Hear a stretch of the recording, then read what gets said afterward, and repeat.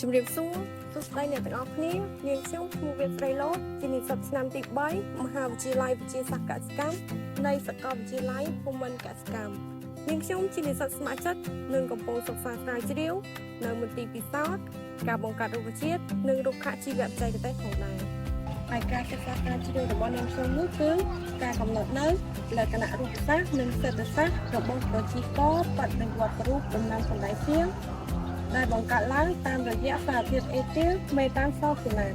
បើចូលនឹងថាគោលបំណងរបស់នាងខ្ញុំនោះមានអ្វីខ្លះតាមអ្នកទាំងអស់គ្នា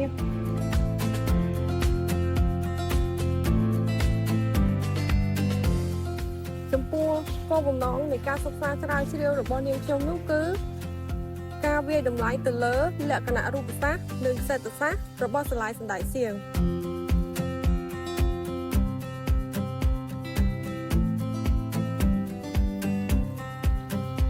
អ្នកគ្នាដឹងថាដំណាំសណ្តែកសៀងក៏ជាដំណាំធញ្ញជាតិដ៏សំខាន់មួយនៅក្នុងប្រទេសកម្ពុជាយើងដែរបន្ទាប់ពីដំណាំស្រូវនិងដំណាំពោតដែលដើរតួនាទីយ៉ាងសំខាន់ក្នុងការដោះស្រាយបញ្ហាសន្តិសុខអាហារូបត្ថម្ភនៅក្នុងពិភពលោកហើយការដាំដុះដំណាំសណ្តែកសៀងហ្នឹងកំពុងតែដាំដុះទូទាំងពិភពលោកស្ទើរតែពាក់កណ្ដាលផលិតកម្មរបស់វាហ្នឹងនៅក្នុងអាស៊ីហ្នឹងជាពិសេសនៅក្នុងប្រទេសឥណ្ឌាដោយឡែកប្រទេសកម្ពុជាយើងក៏ពេញនិយមដាំដំណាំសណ្តែកសៀងនឹងដែរតែដោយសារតែការកកើតជំងឺកត្តាកង្វះពូជច្រើនអញ្ចឹងធ្វើឲ្យប្រទេសកម្ពុជាយើងទទួលបានទិន្នផលទាបតូចជាង1តោនក្នុង1ហិកតាបើធៀបទៅនឹងទិន្នផលមធ្យមនៅក្នុងអាស៊ីដែលមានប្រមាណជា2ទៅ 2.5 តោនក្នុង1ហិកតា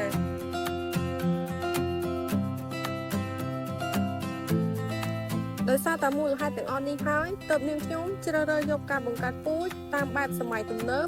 ជាដំណើរការមួយទៅចុងដែលជាដំណើរការបំលាស់ប្ដូរនៃហ្សែនដើម្បីទទួលបានពូជថ្មីពូជដែលធន់នឹងជំងឺនិងទទួលបានទិន្នផលខ្ពស់មួយវិញទៀតការបង្កើតតាមវិធីសាស្ត្រមួយទៅចុងជាវិធីសាស្ត្រប្រើដើម្បីបង្កើនភាពចម្រុះនៅក្នុងហ្សែនដំណាំសណ្តែកសៀងបង្កើនពូជថ្មីដែលយើងចង់បានជាដំណើរការនៃការកែប្រែនុយក្លេអូទីតដែលអនុញ្ញាតឲ្យកើតមានអាឡែថ្មីនៃសាឡាយសណ្តែកសៀងដែលធ្វើឲ្យមានភាពងាយស្រួលមានអត្រាជោគជ័យខ្ពស់ជាងការបង្កាត់ដោយមេបាដូច្នេះហើយទើបនាងខ្ញុំជ្រើសរើសយកប្រធានបទការកំណត់នៅបម្រែបម្រួលលក្ខណៈរូបសាស្ត្រនិងសេដ្ឋសាស្ត្ររបស់ប្រជាករបដិវត្តរូបដំណាំសណ្តែកសៀងដែលបង្កើតឡើងតាមរយៈសារធាតុអេទីលមេតានសល់ហ្វូណាតយកមកធ្វើការពិសោធន៍ដើម្បីជួយសម្រួលដល់ប្រជាកសិករដែលកំពុងជួបប្រទះនឹងបញ្ហាប្រឈមឲ្យសមស្របទៅនឹងគោលការណ៍រដ្ឋាភិបាលជាចុងក្រោយនាងខ្ញុំសង្ឃឹមថាបន្ទាប់ពីបញ្ចប់សារណាបទរបស់នាងខ្ញុំហើយនាងខ្ញុំនឹងអាចបង្កើតនៅពូជសណ្តែកសៀងថ្មីដែលធន់ទ្រាំនឹងជំងឺនិងទទួលបានទិន្នផលខ្ពស់ជូនដល់ប្រជាកសិករប្រើប្រាស់ឲ្យបានគ្រប់គ្រាន់កាត់បន្ថយការនាំចូលពីប្រទេសខាងក្រៅផងដែរពីនាងខ្ញុំវៀតស្រីឡូតសូមអរគុណសូមគោរពលា